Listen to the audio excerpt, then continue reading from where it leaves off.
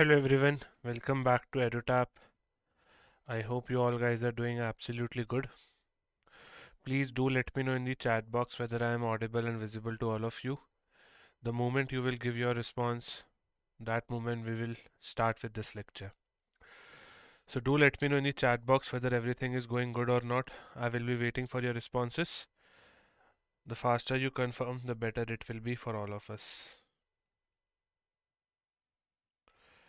Right, I can see on my screen that some students are writing yes. So I think my voice is also audible. So let's start with this particular session now, which is NPS Grade A and Grade B revision series, which we are running for management. Now, in the past 3 days, you have done economics, if I'm not wrong. Today we will be starting with, I would say what? Today we will be starting with management. Okay. Now, let's start with this particular session. If you are new to our channel, then please subscribe to it. And if you want to get the PDF of this particular class, definitely you can join our Telegram channel. The link of the same is given in the description box below. Moreover, my friends, there is a small announcement for you. Like these are the 3 classes which we have allocated for management. So today is your first class. Tomorrow will be your second one. And on Monday, that is on 27th Jan, you will have the third one. Okay, but what I have done is that due to some problem, we will not be able to conduct the classes of 25th Jan. But don't worry, I will compensate for it. Today we will do 20 MCQs, and in my next class also we will do 20 MCQs. So in total, you will be doing 40 MCQs for management, which I think is a very good thing, so that you can revise all the important stuff. Let's start now with the very first question. A very basic question. We will try to practice on phase 1 level as well as on phase 2 level. Chaliye, so try to answer this question. In management, identify the process that initiate, guides and maintain goal-oriented behavior of employees. Moreover, it's the inner willingness of a person to make intense and persistent effort to achieve desired goal. Is it leadership? Is it motivation? Is it communication? Is it direction? Or is it staffing? A very basic question. I hope maximum of you will be able to attempt this answer. Please answer the question in the chat box so that I can take your name and acknowledge your efforts. Cool. So first answer I can see in my chat box from Sid and Surish. Okay, so in management, identify the process which initiate, guide and maintain goal-oriented behavior of the employees. Definitely this particular process is known as what? It is known as motivation. Okay, and motivation is the inner willingness as in that you are excited to do something. You are excited to do something because you are willing to satisfy all of your needs and wants. Okay, so the answer over here will be option number B, motivation. Leadership is all about guiding the people towards one particular goal of the organization. Communication is the exchange of information between two different people to ensure mutual understanding. Direction, or I would say direction is basically putting the things in action. Direction. And staffing basically means that you are putting people on the right work, you are putting right person on the right job. So out of all the 5 options, B was the correct one. Good. And if you have any doubt, please be free to answer it, to ask me in the chat box. I will be very much happy to do it. Now, motivation is the process. Process basically means that it's a series of interconnected steps. If you see, this is the most acceptable motivation process. You start with the need. Need basically is your motive. It is your inner willingness, or it is your inner lacking, or it is something which is lacking in you. Okay, to satisfy this particular need, you will run into a tension. Tension is basically your anxiety. You will be a kind of an unsettled person because you have something lacking in you. Okay, now to satisfy this particular tension, you will run a goal oriented behavior which will definitely satisfy your need and it will reduce the tension. Now in this particular junction, you will tell yourself whether your need is fulfilled or whether your need is not fulfilled.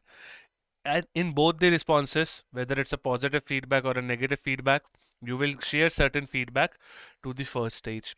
Okay, so this, my friend, is your motivation process, a very basic thing. Okay, now let's move to the second question. Now there are 2 types of motivation. We all know we have extrinsic motivation and you also have intrinsic motivation, right? So try to answer the question number 2 now. Currently we are solving phase 1 level questions, which are easy to moderate. But as soon as we move ahead in the class, we will also solve phase 2 level questions, which are moderate to tough. Okay, so try to solve question number 2. Extrinsic motivation occurs when people are motivated to perform a behavior or engage in an activity to earn reward or to avoid punishment. Over here, the motivation comes from outside. In the same regard, identify the odd one out. So you have been given certain examples of extrinsic motivation. Extrinsic basically means something which is coming from outside. Intrinsic basically means something which is coming from inside. Okay. So now try to identify something odd one out so that you can tell me the right answer. I can see only one student is answering. What about others? Don't be lazy. Please answer. Please answer. Question number 2. I can see now Santosh, Sid are going towards D. Let's see. See, money is definitely the extrinsic thing. You all are preparing for NPS because grade A offers you a good salary of 30 lakhs. Grade B also offers you a good salary of 35 lakhs per annum. So you are getting attracted towards it. But it's coming from outside. Okay? That money is outside your body. Grades or marks and your career also and the praise also you receive from the outside world. Okay? But the sense of achievement comes from within. Okay, so if you see over here, you have to identify the odd one out, which basically means money, grades, praise, and career. It comes from outside, so they are kind of extrinsic motivation. But only option number D, which is sense of achievement, it comes from you, it comes from your own body. So therefore, the answer will be option number D, which is sense of achievement. Good. So this is how you define extrinsic and intrinsic. Intrinsic basically means something which is coming from you, curiosity, sense of achievement, interest and pride. But extrinsic motivation like money, grades, praise, exams, career, they come from outside. So they both will motivate you. Okay, nothing will demotivate you. Rather, it's just the source. Source as in ki motivation kahan se aa raha hai, whether it's inside or the outside. Okay, so answer over here will be option number D. Now let's move to question number 3. Following are the examples of content theories of motivation except. Following are the examples of content theories of motivation except. So we already know that there are two heads of motivational theories. You have content-based theories and process-based theories. Okay. Content-based theories are your traditional in nature and they are also known as what? Can you give me the other names? Process-based theories are kind of contemporary or modern and sometimes they are also known as rational. So try to answer question number 3 right now. Following are the examples of content-based theories of motivation except. Following are the examples of content theories of motivation except Maslow, Alderfer, Adam equity theory, two-factor theory or McGregor theory of motivation. And also please let me know what are the other names of content-based theories of motivation. Definitely, if you know, my friends, in content-based traditional may there are mainly 5 very important theories.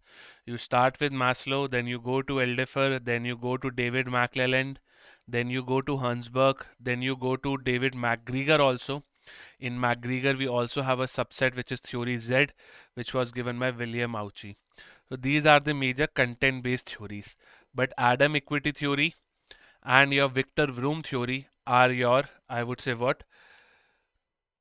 Process-based theories. So therefore over here, which of the following is an example of content theories of motivation?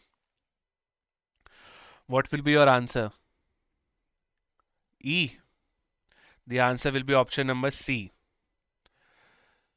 Okay. Answer will be option number C. If you see Maslow, Alderfer, two-factor and McGregor, which of the following is an example except is also written, right? So except Adam equity theory, which is a process-based theory. So therefore your answer will be option number C. In Adam equity theory, you have inputs and output, right?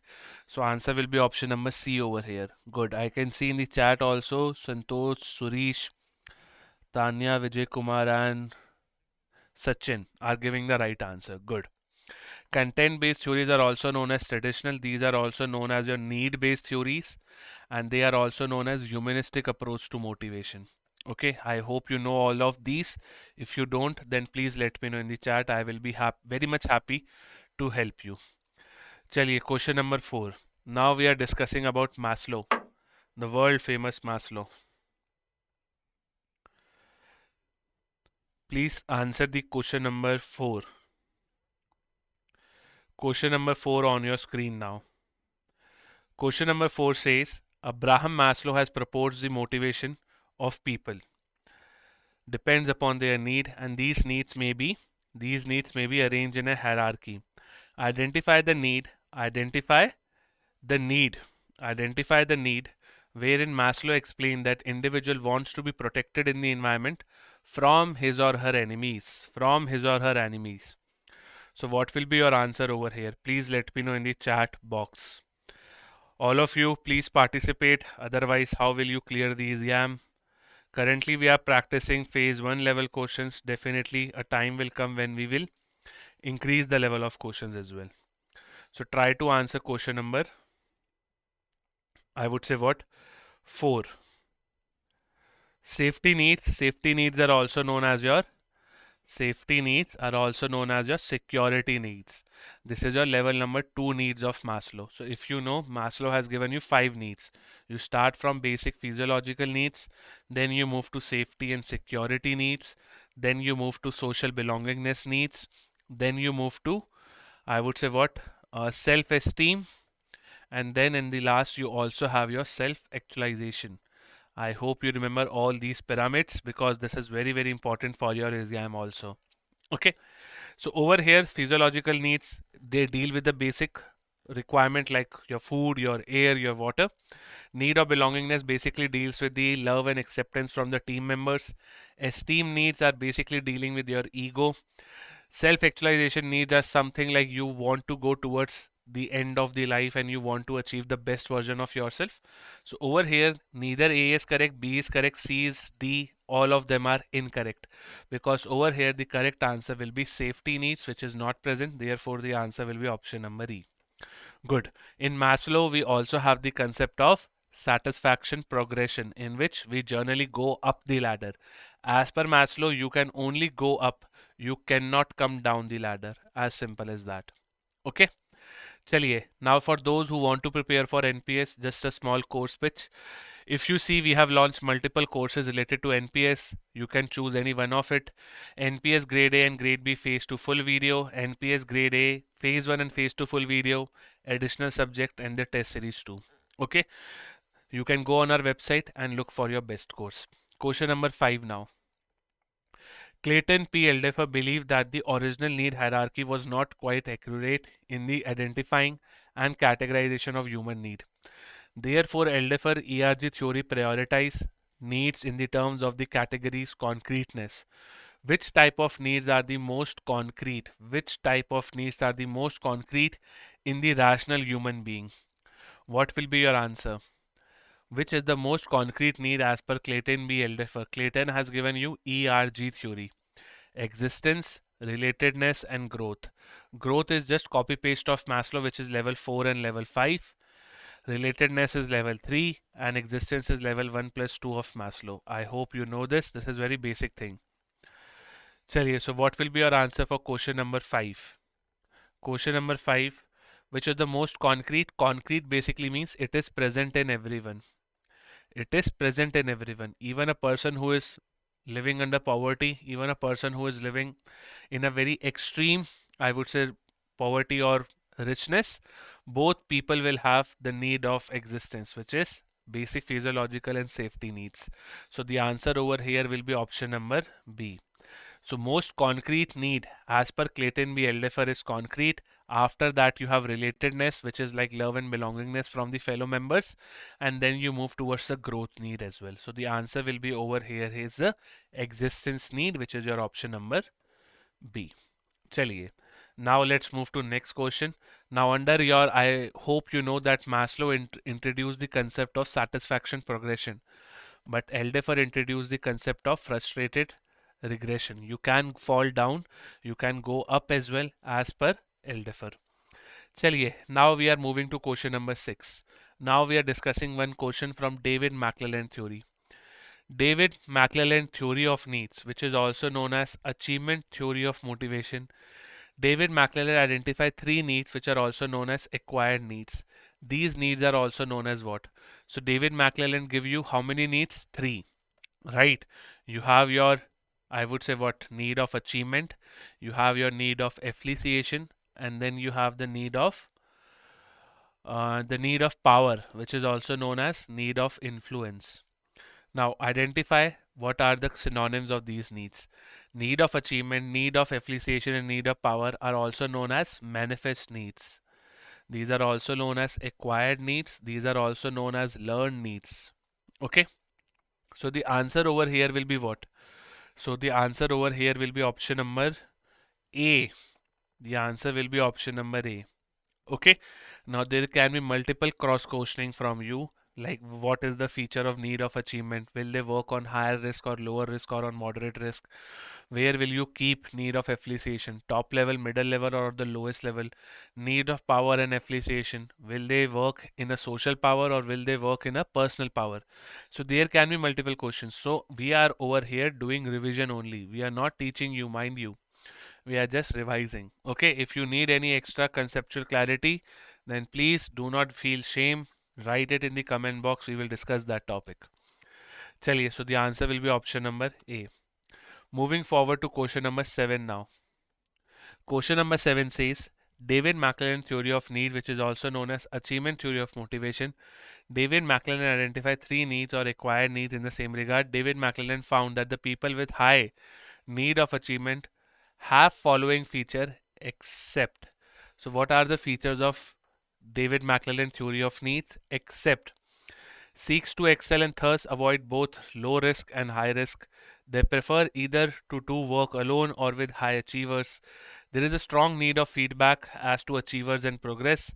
Strong urge for need of sense of accomplishment, or is it they don't take any kind of solutions to the problem, not taking any responsibility to finding solutions to a problem. See, definitely if a person is having need of achievement, they will value feedback. So your answer cannot be option number C because the question is asking you accept. So they will definitely value feedback. Okay, they will definitely value feedback.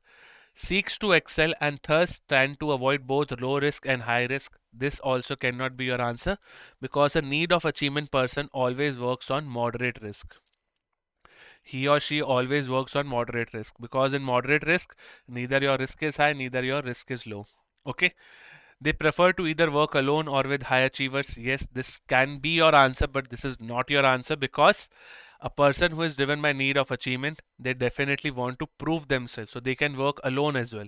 But if they want to work in team, they always want people with bright minds. Okay.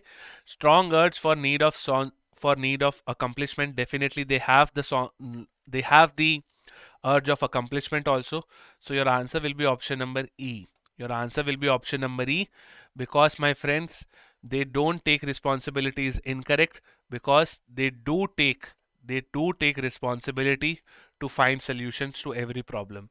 So therefore the answer will be option number E over here. Okay, let me see the chat box.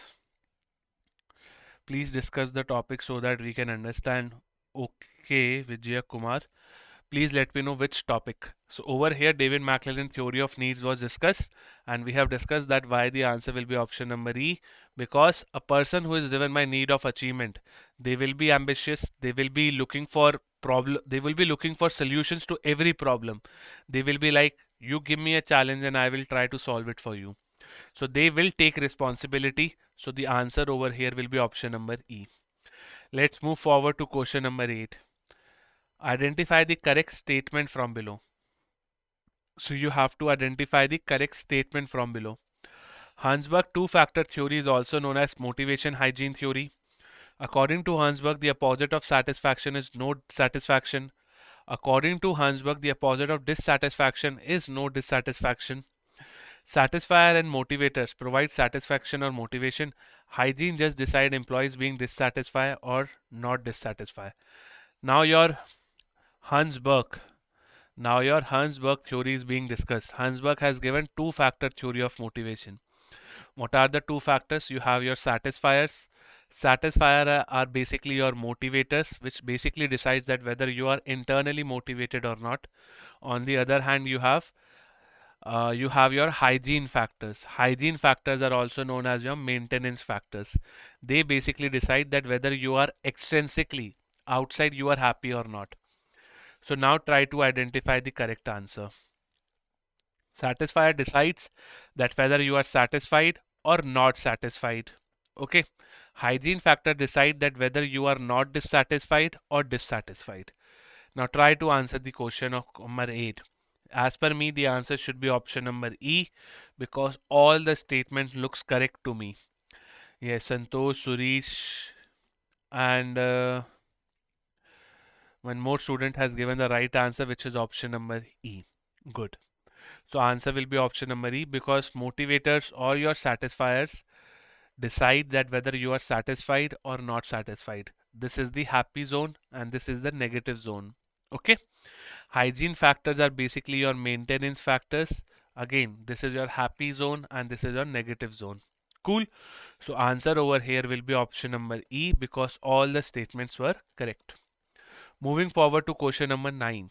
Herzberg two-factor theory is also known as motivation hygiene theory. It states that two different facets of motivation. First is hygiene and the second one is satisfiers. From the following, identify the hygiene factors. Hygiene factors are those factors which keeps you externally happy. Externally as in that your extrinsic motivation is up to the point. Now achievement, recognition, salary, responsibility or advancement. Which of the following is a hygiene factor? Hygiene basically something which is coming from outside. Definitely salary is the only hygiene factor which everybody of us remembers. Because hygiene is one of the most, I would say, what factor which motivates you extrinsically. And salary is one of the famous example for this.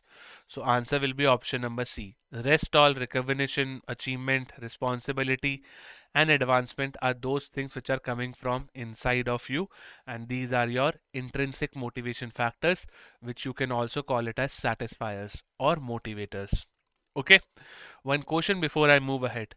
Out of satisfiers and your, I would say what, your hygiene factors, which will motivate you for a longer term? If you are looking for motivation, that too for long term, which particular factor will motivate you for the longer term? Hygiene or the satisfiers? Which particular factor will motivate you for longer term? Hygiene or satisfiers? Tell me.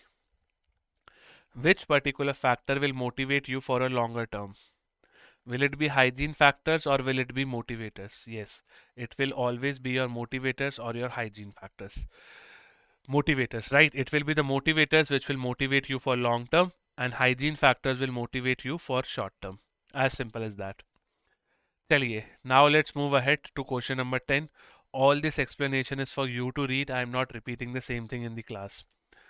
Maslow physiological, security and social needs come under Herzberg dash factors, whereas self-fulfillment needs come under Herzberg dash. Now we all know that Herzberg has given two factors only, which is your motivators and your hygiene factors, right? Hygiene. Motivators are also known as satisfiers. Hygiene are known as your maintenance factor. Okay. But now you are told that you have to compare this theory towards Maslow theory of motivation. Then try to answer me. 10th D. Okay. If D is correct, then B should also be correct because hygiene factors are known as maintenance factors and satisfiers are known as motivators only. By that logic, the answer should be option number E. Okay, all of you are going with D only. Suresh, Tanya, Santosh, Amisha also. Why D? It can be B also, right? Because if hygiene is known as maintenance, motivator is known as a satisfier, by that logic the answer should be option number E. Yes, the answer will be option number E only. Because your motivator and satisfiers are basically your upper level of Maslow, which includes level 4 and level 5, which is your self-esteem and your self-actualization. But your hygiene factors includes the lower factors. Lower is level 1, level 2 and level 3, which is your physiological, which is the basic needs. Then you move to safety, and then you move to love and belongingness. So if you see over here, Maslow physiological, security and social comes under Herzberg. Maintenance, which are also known as hygiene factors. So answer will be option number both B plus D. Therefore answer is option number E. Whereas self-actualization comes under Herzberg satisfiers, which are also known as motivators. Cool. So answer will be option number E over here. Now let's move to question number 11. Which of the following is a lower order need? Lower order need is basically a kind of an extrinsic need, which a manager will try to fulfill for the very first time, or which the manager will give a higher priority. So security needs, relatedness needs, maintenance needs, or is it need of appreciation? In fact, all are the needs which are all these needs are classified as a lower order needs, because if you see, my friends, Maslow has only two higher order needs, which is your level 4 and level 5. Okay, your Alderfer has just copy pasted from Maslow, so Alderfer has growth as a higher order need. Rest everything is lower order. In Maslow, level 1, level 2 and level 3 is lower order. In Alderfer, existence plus your relatedness is a lower order. When it comes to David McClelland, need of achievement and need of, I would say, what, power is a higher order need. Rest, which is your need of appreciation, is a lower order need. Okay, so security, which is your safety need, level 2 of Maslow. Relatedness is level 3 of Maslow. Maintenance factor is your hygiene factors, lower only, and need of appreciation. So all of the above are a lower order need. Higher order needs are basically intrinsic. Lower order is extrinsic. Lower order will motivate you for short term, and higher order will motivate you for long term. As simple as that. So answer of this question will be option number E. Cool. Now let's move to question number 12. Douglas McGregor developed the theory that there were two basic management behavior types, theory X and theory Y. Theory X manager uses which style of approach? Theory X manager uses which style of approach? Theory X basically uses the world famous approach, which is carrot and stick. Carrot and stick approach basically means what? That carrot is a reward and stick is a punishment. Okay, so you show your employees the reward. If they follow the reward, then it's good. If they are going on the rewards path, it's good. But if they are not following the rewards path, in that case, use the stick. So basically, this carrot and stick approach basically means rewards and punishment theory. Rewards for good work, punishment for the bad work. This is how the manager should be. So this was the underlying assumption of theory X manager, and this is also the underlying assumption of transactional theory of leadership. Transactional theory of leadership. I hope you are able to understand. If you have revised, then all these things are easy. Live and let live, do and die, free reign. These were just given to confuse you. The correct answer will be option number A, which is 12A. Okay, so this is how a carrot and stick approach looks like.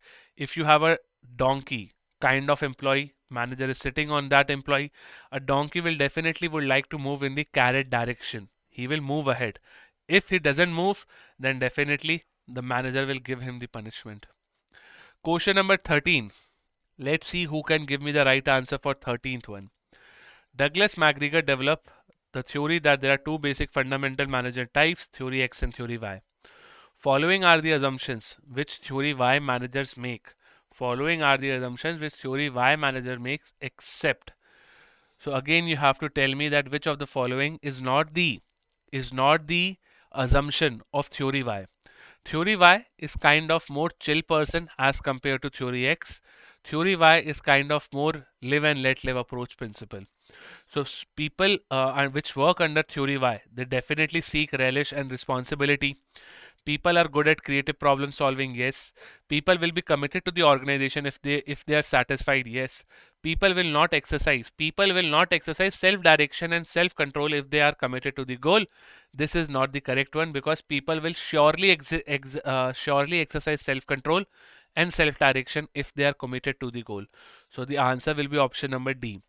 Theory Y basically assumes all the positive stuff, and theory X assumes all the negative stuff related to employee. So answer will be option number D over here. People naturally put as much as effort into their work as they do or play or rest. Yes, they do. But this statement is incorrect because of not.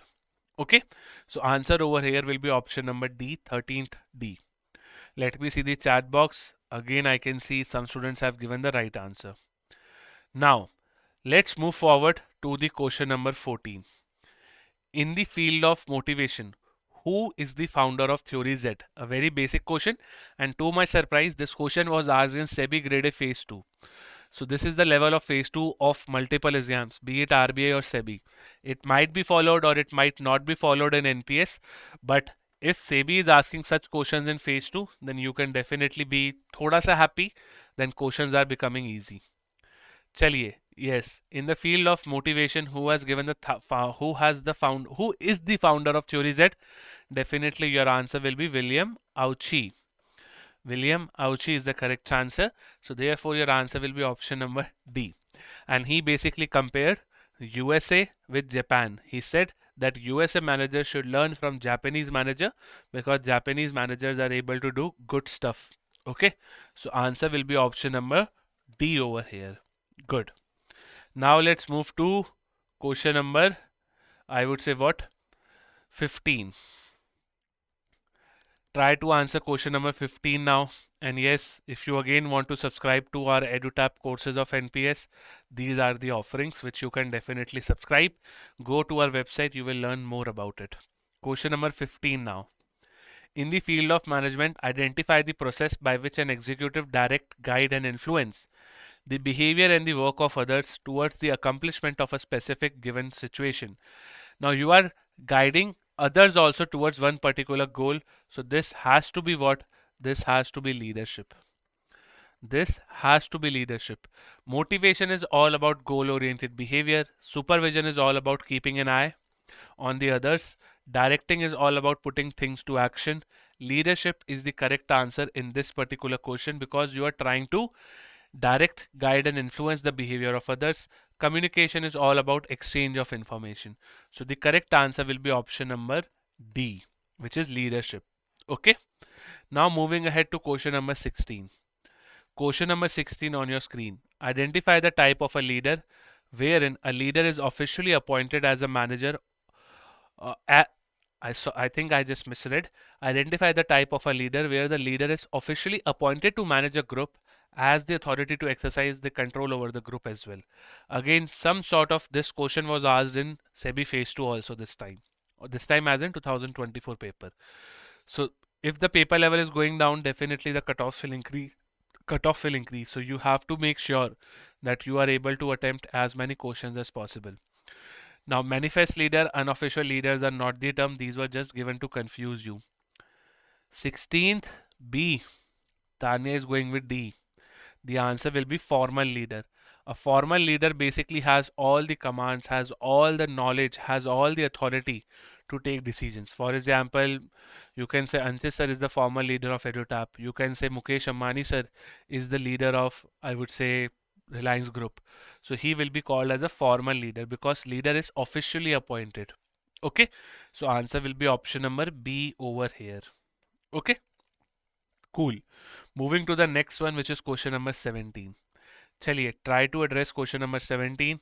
Now I can say such questions are kind of moderate for the exam you are going to appear in. Identify the type of a leadership style where a leader or a manager retains as much as power and decision-making authority as possible. Moreover, staff is not consulted nor allowed to give any inputs, and staff is expected to obey the orders without receiving any explanation. So what will be your answer for question number 17? Autocratic, which is also known as authoritarian, which is also known as directive leadership. Okay. Democratic is known as what?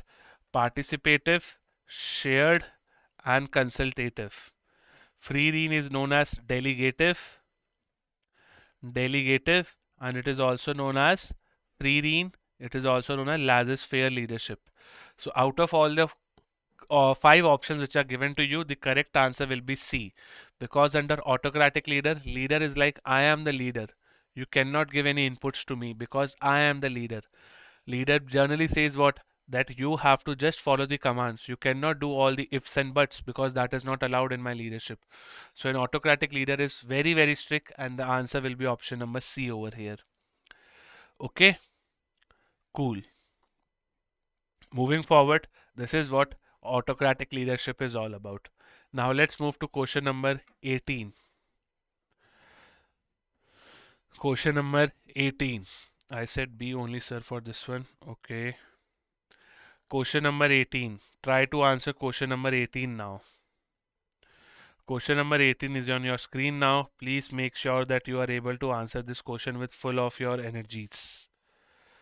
Question number 18. In democratic leadership style, a manager encourages staff to be a part of decision making, keep staff informed about everything that affects their work, and share decision making and problem solving responsibility. Democratic leadership is also known as shared, participative, and consultative. Therefore, your answer will be all of the above. My question to you is time to make decision. Time to make decision in democratic, is it a short or is it a long period of time? Please let me know your answers in the chat box. Under democratic, can I make quick decisions? No, right? Or is it yes? What is your response? Can I make quick decisions under democratic leadership? Yes or no? Can I make quick decisions under democratic? Can I make quick decisions under democratic? Please let me know your answers in the chat box. Yes, very good. Very good. In democratic, you need a longer period of time and you cannot make quick decisions because in democratic, consultation happens which increases the time of decision making. So answer over here will be option number, I would say what? Option number D. Moving forward to the next question, which is the 19th one. Laissez-faire, which is also known as delegative or free range style. Here a leader managers provide little or no direction and gives the staff as much freedom as possible. This leadership style can be used in which of the following situations except. So again you have to identify that particular statement which is incorrect over here. Now when the staff is highly experienced and educated, yes, I can use delegative because I can give them the work, they will do it by themselves. Environment is highly stable and there is no challenges, yes, this is also correct. Why? Because if the environment is stable, nothing is about to change, everything is like prefixed, then definitely it makes sense that you can use delegative leadership style because you can just sit back and relax, right? Because environment is stable, you don't have to think too much about it.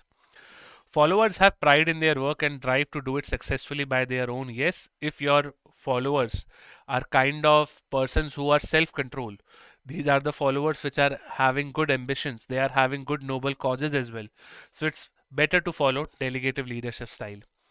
They are self-managed, they are self-managed team. There are self-management teams who are capable of managing. Yes, you can do so because if you are able to manage everything, then why the hell I need to interface? Why the hell I need to interfere? I mean, okay.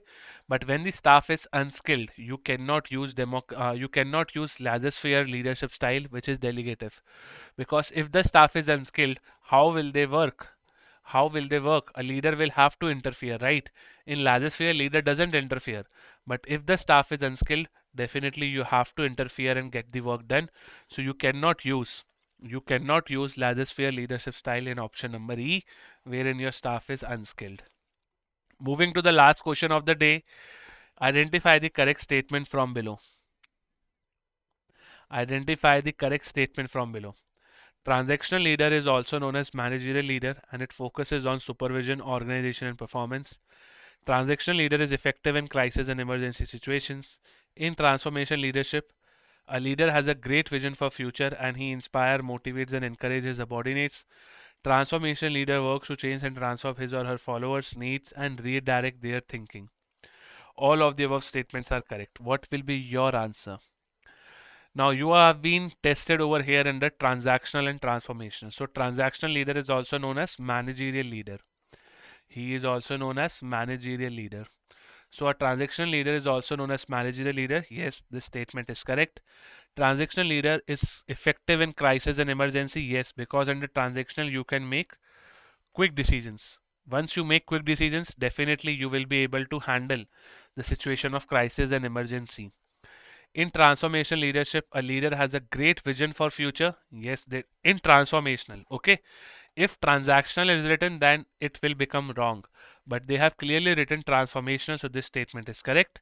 Transformation leaders work to change and transform the life of followers needs in this. Yes, this statement is also correct. So the ultimate answer will be option number E because all these statements are correct. Okay. So that was the correct answer for question number 20. With that, we have completed our today's class of Management 20 MCQs. If you have any doubt, then please post it in the chat box. I will be very much happy to do it. Okay, and these all things like the explanation part, you can do it by yourself once you get the PDF of this particular class. Okay, right. Student is asking, Hima, so tell us about different types of leadership. Okay. See, there are multiple types of leadership, but there is one person whose name is Kurt Lewin. Kurt Lewin has given you three basic styles of leadership: autocratic, democratic, and laissez-faire. Okay. Autocratic is basically like a Tana Shah. Like for example, Kim Jong-un, to an extent Vladimir Putin, to an extent Hitler. All these are autocratic leaders. Autocratic leaders will always say that you just have to listen to me. They will not listen anything from the followers because they are a kind of a dictator person. Okay, they will just give the command, they will just get the work done. Okay, so this is your autocratic leader. Democratic leader is basically a person who will do consultation, but the final decision will be made by leader only. A leader will make the final decisions, but after consultation, after group decision making, after listening to all the members, which is not the case in autocrat. In autocrat and democrat, what is the main difference? In autocrat, a leader will make the decision without consulting with the group, but a democrat leader will always do the consultation and then make the decision. Okay, for example, if you and your parents wants to go on a trip, your father says that we will go on the X place, we will go on the X place only and this is the budget, then at this junction your father is becoming an autocrat. Okay, but if your father asks your mothers, if your father takes your view, if your father consults everyone in the family, then he will be known as democratic leader. Okay, last but not the least is your laissez-faire. Laissez-faire basically means what? Laissez-faire basically means you handle the work by yourself. I will not interfere. For example, if your father says to you that so and so person, you make the trip, you handle everything, I will not interfere, keep me outside it, then it is known as laissez-faire. Under laissez-faire, leader never interrupts. Leader is not even there in the group decision making. But under autocrat and democrat, leader makes the final decision. Under laissez-faire, who makes the final decision? It's the group members. So group members basically decides that what they have to do and what they can do. Okay. So I hope that addresses your doubt, Hima. But there are multiple other styles like transactional, transformational. You have Blake and Mountain leadership grid. You have multiple other styles, but these three are the basic one. Okay. This class happens every day. Yes, it is happening every day. We have already completed 4 classes, 3 of economics and 1 of management today. Now we will meet on Monday at 4 p.m. Okay, we will meet on Monday at 4 p.m. Okay. Opinions of the group members are mandatory on the leader or not in democratic. Opinions, see, if they are constructive, then definitely leader will listen to it. But if the opinions are not good, then leader will just ignore it. So it depends whether the group members are able to give constructive opinions, then it's good. Otherwise, the leader will not listen to it. Okay.